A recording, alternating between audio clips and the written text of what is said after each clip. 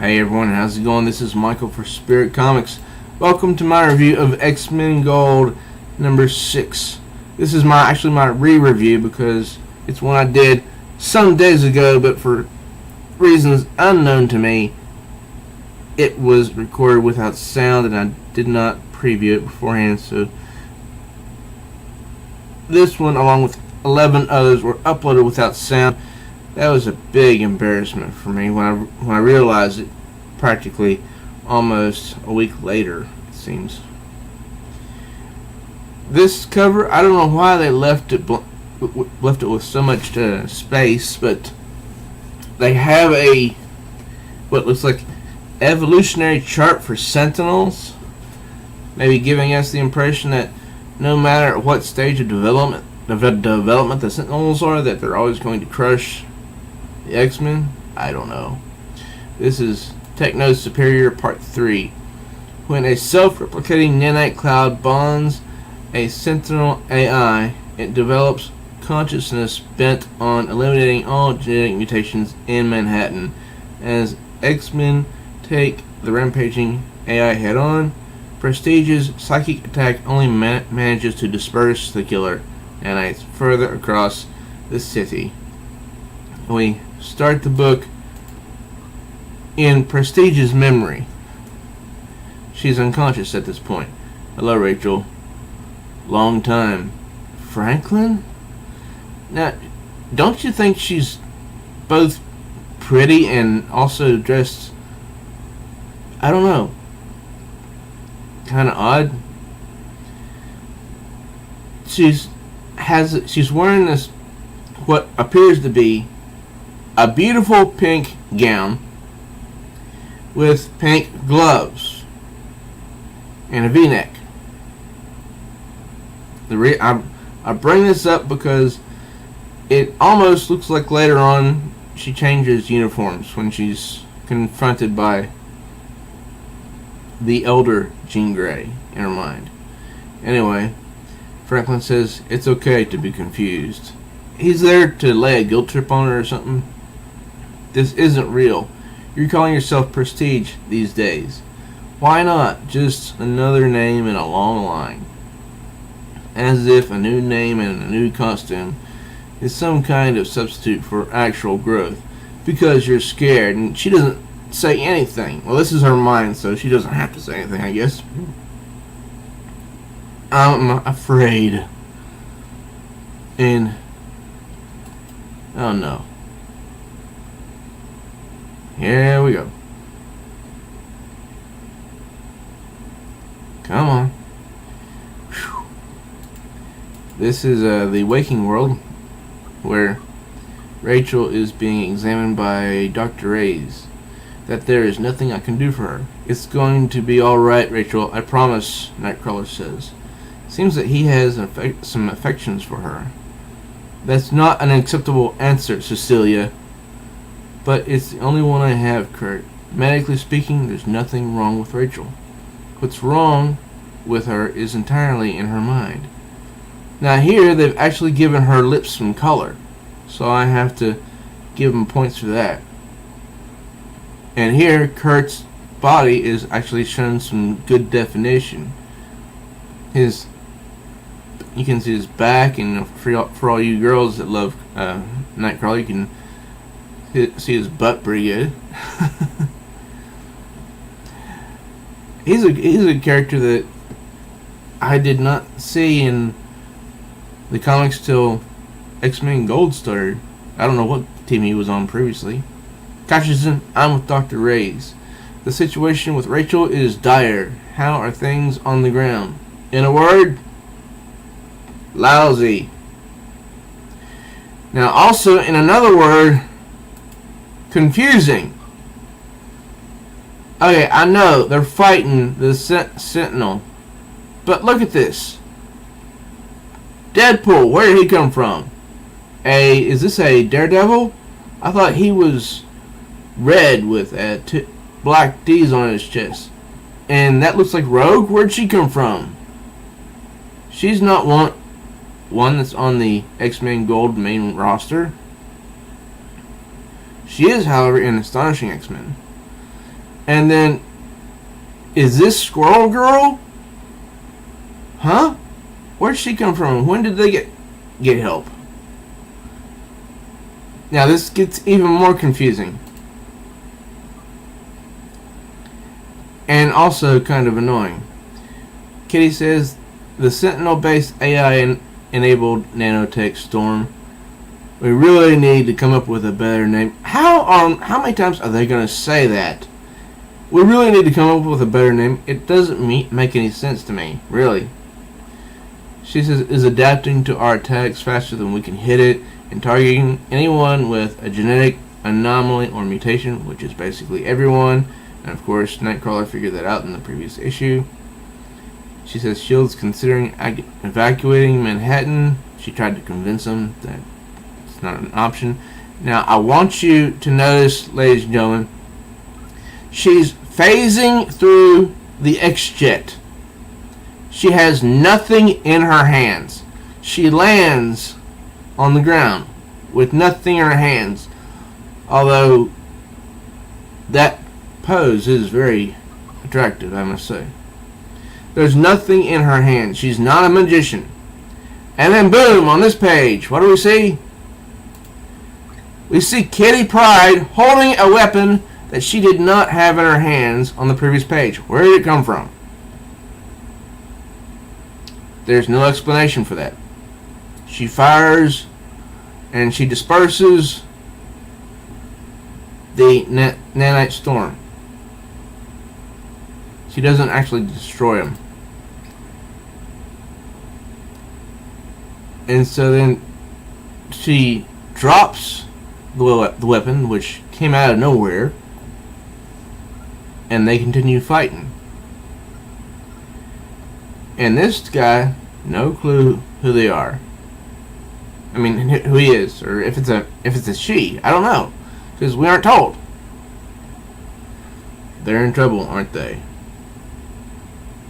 Now, this is what I was talking about back in Rachel's mind. She's talking to Jean Grey, her mother. Your friends, the nanoswarm infected with Sentinel AI, is hurting them, maybe even killing them. You can help them. The AI is vulnerable to psychic attack, but you're afraid of what you'll have to do, of reaching your full potential. What am I afraid of, Mom? Now here she's wearing the same gown, same pink gown. And there's her mother, Jean Grey. It's not obvious, she says. The Phoenix Force. Now when they draw her here, it looks like Rachel has changed her costume and her dress. That she's no longer wearing the pink gown. But actually she is. But the shading, everything is so dark for reasons I can't quite figure out. And where are those lights coming that are behind them? I don't get it. The Phoenix didn't. I'm not talking about the Phoenix Force, she says. I'm talking about you.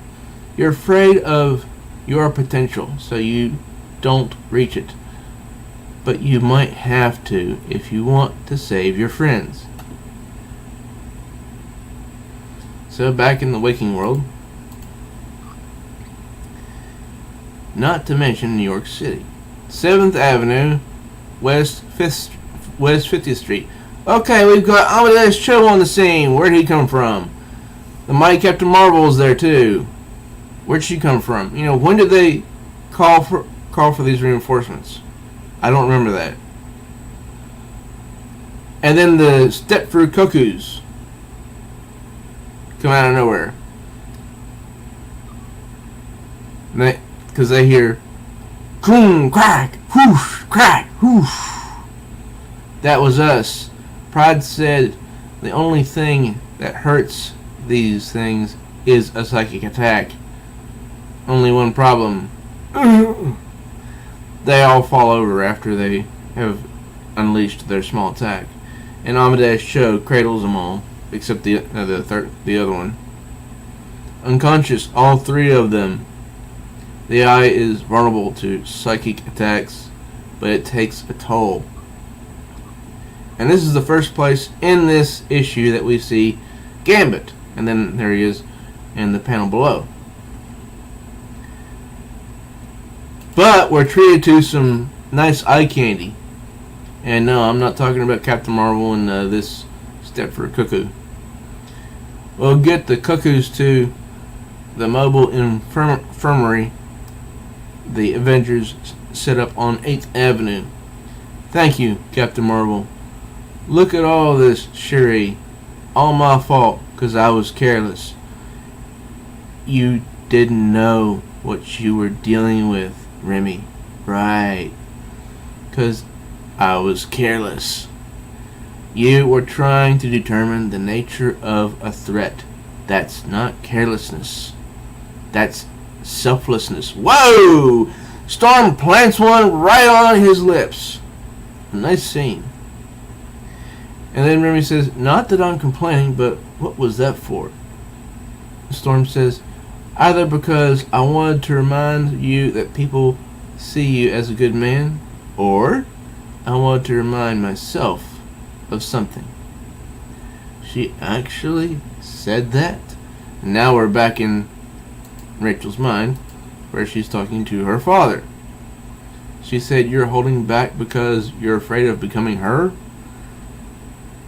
No, she said that she's holding that Rachel's holding back because Rachel, is afraid of reaching her full potential.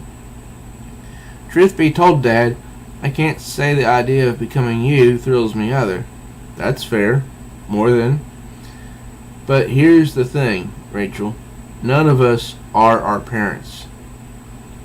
I think that was the point Kitty was trying to make when she convinced you to adopt a new uniform and code name. And then, in her mind, her uniform returns. She wanted me to move on from the past and the future.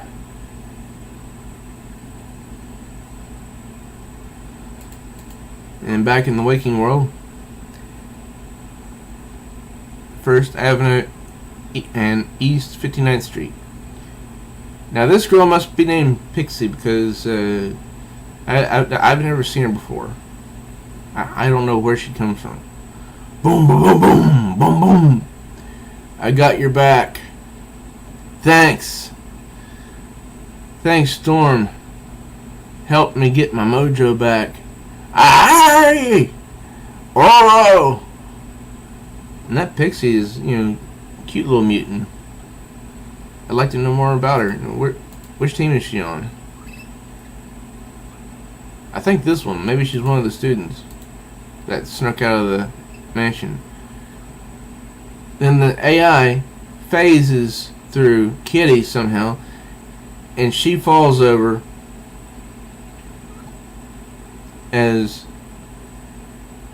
the Sentinel AI attacks Colossus. Ah! They're dying out there.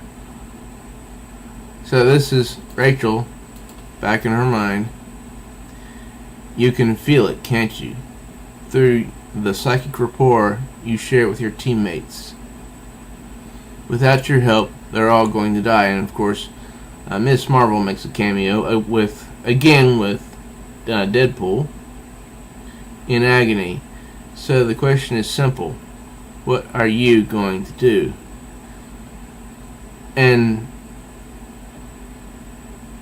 this is strange because she's unconscious she's in her own mind, but yet somehow her mind is projecting outward into the waking world. Because Logan says it speaks English now? Great. And so those outside are hearing, or at least Logan heard it, I've grown stronger, I've evolved. You know what drives evolution, bub? Mutations. Try not to choke on the irony. Literally, it's not mom or dad you're afraid of becoming. It's me, the purest expression of your power, but one that requires you to sacrifice yourself to access it. The question is, crack-a-boom! And that looks like Miss Monroe gets her butt kicked. So does Deadpool. What are you willing to do? What are you willing to risk to save your friends? Then her mind comes back to the waking world. She wakes up. Rachel, you shouldn't be up. Tell me about it. I've got a migraine the size of the Grand Canyon. But unless I do something, everyone is going to die. And that's, I think the character called Nova. And of course there's another Deadpool. And the figures here, Colossus, Wolverine here, even Deadpool and Nova, they don't look like they're finished. Because the texturing of their muscles isn't there. Anyway, back here in the X-Jet where, at least where I think, or maybe not X-Jet, you know, where Rachel's been staying while she was unconscious. But what can you do? You already tried, Nightcrawler says. That was then, Kurt. This is now. Curious. This is... Get out of my mind. No, Rachel says. And then boom. All over the city. Because that's what happened to the nanite swarm. It moved all over the city.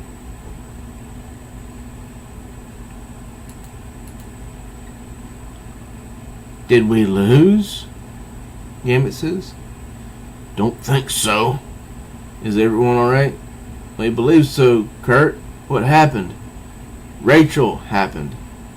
Remind me to give her a promotion or something. Oh my god. Peter! And Colossus hits the floor, or the ground. Are you alright?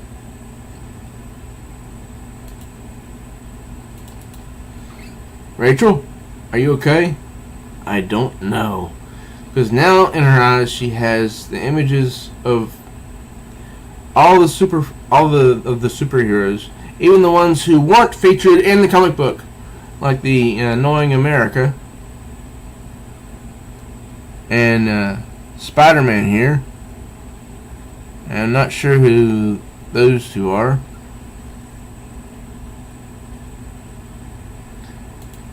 Anyway, we see Nanoswarm's sentence plus 8 hours. Manhattan's looking worse and worse. Post-crisis cleanup. And this girl's, you know, I don't know what she's doing. But it looks like the Sentinel AI not totally dead. Yet, that is the end of this story. Now,